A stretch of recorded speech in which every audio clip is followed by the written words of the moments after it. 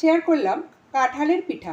Video ভালো লাগলে চ্যানেলটি সাবস্ক্রাইব করার অনুরোধ রইল। ছোট ছোট পাকা কাঁঠালের কোয়া আমি 15টা নিয়েছি। এর দানা বাদ দিয়ে একটা মিক্সির জারে নিয়ে নিলাম।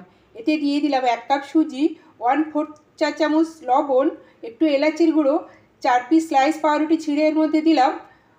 ওই কাপেরই 1 কাপ দুধ দিলাম, হাফ কাপ খেজুরের গুড় দিয়েছি, পরিবর্তে চিনিও ব্যবহার করা যেতে পারে।